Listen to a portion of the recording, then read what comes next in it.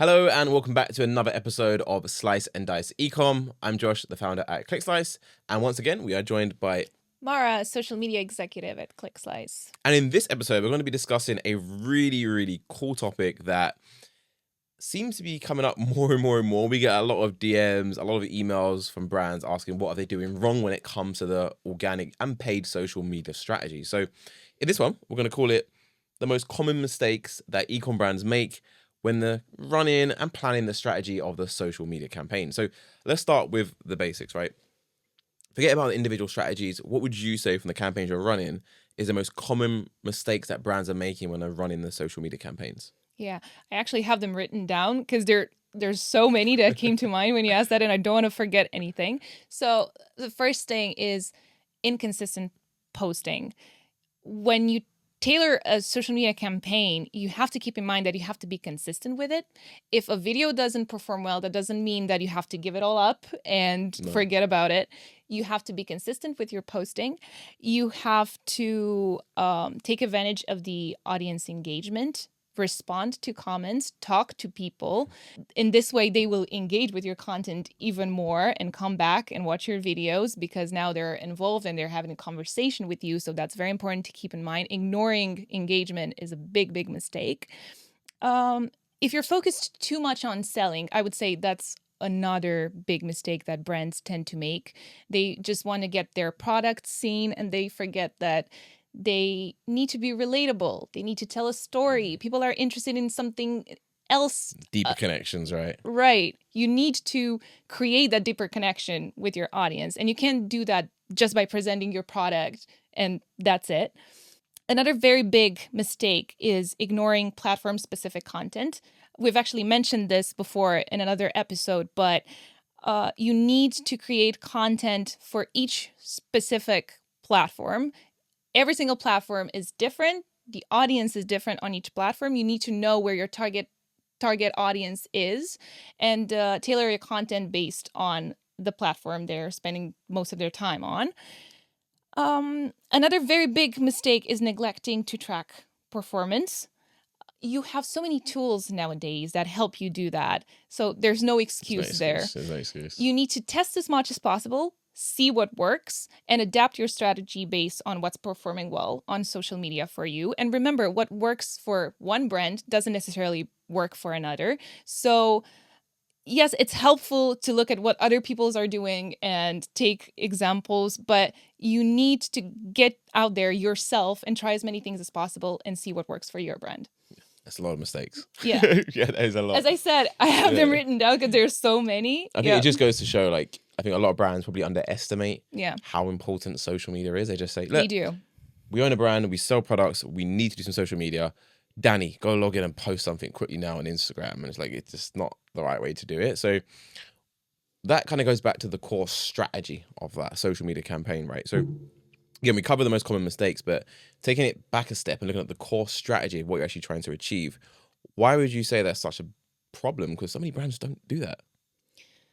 Well, first of all, you need to set clear goals in order to be able to measure the success of a campaign. You need to know what you want to get out of that campaign. You want to get seen. You want to get people to buy your product. You want to gain followers, engagement. So in order to track all of these things, you need to know what your goals are. Another big part of it is goals help define content strategy. Whether you're aiming for brand awareness or for more sales, you have to define your content strategy based on that. And also, goals help you allocate your budget in a way that, you're not wasting money. Mm-hmm. So you need to know what to do with that budget. So the only way to do that is to set clear goals when it comes to your content strategy. Agreed. I think defining a clear goal and strategy is really important. But it's not just about defining a goal and strategy to have success, right? How does a lack of audience understanding have a big impact on the results a brand can actually get?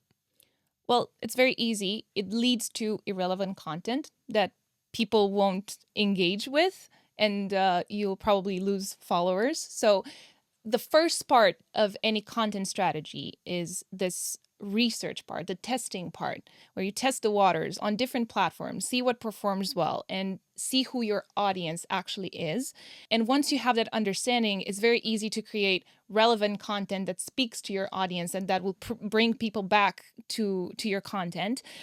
When you understand who you're talking to, you know how to present yourself in front of them. You can create personalized, relatable content that speaks to your audience. Again, what works for one brand doesn't for another. So it's very important to test, or you can Google as much as you want, what is the best time to post on TikTok? You won't get the right answer. You need to go out there and test as much as possible, gather that information, and tailor your content strategy based on that.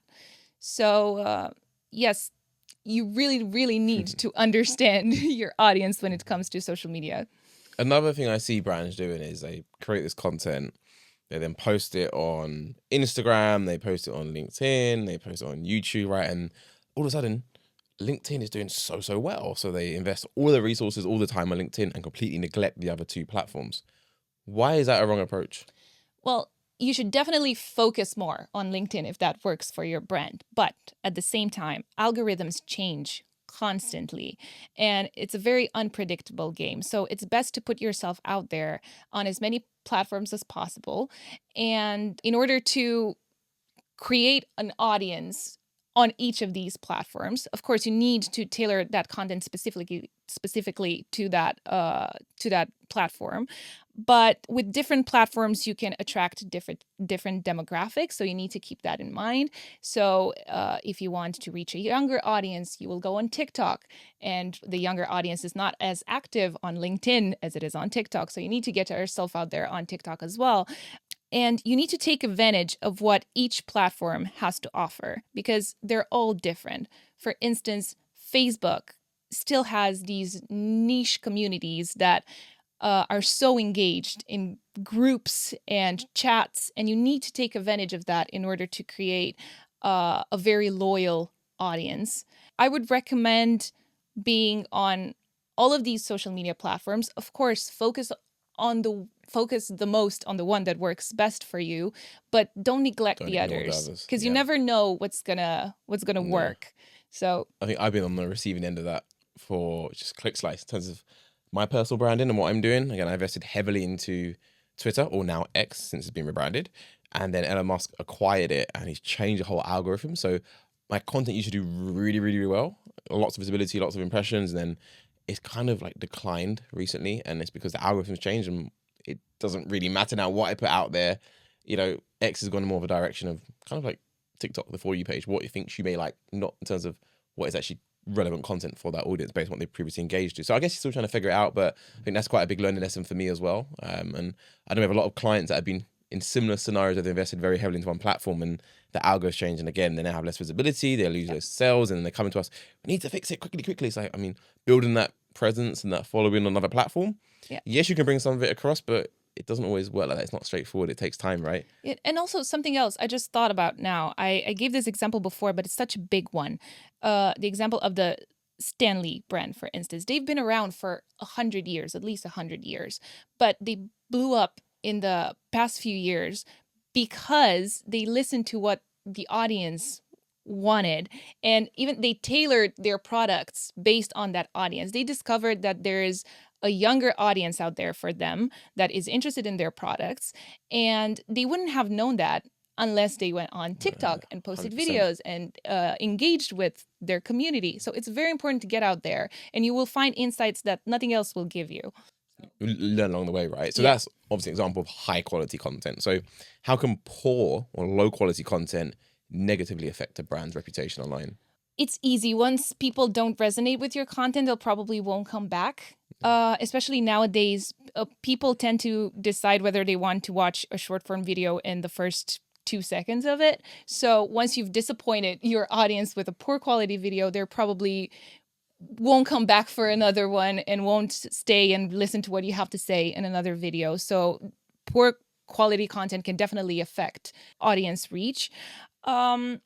High quality content, on the other hand, builds credibility, builds a strong community around your products, and people will want more of that, and they will always come back when your content is on point. So you really need to pay attention to that. But we also need to define what poor quality content means, because there's this common misconception that I'm not, me as a brand, I'm not professional enough if I don't sit in front of the camera in a suit and tie and talk about my product. You don't only need to do that. You need to be a little playful with your content. You need to try new things. You need to, make a joke once in a while. We're all human here. So 100%. being, relatable to your audience, that's not a sign of poor quality content.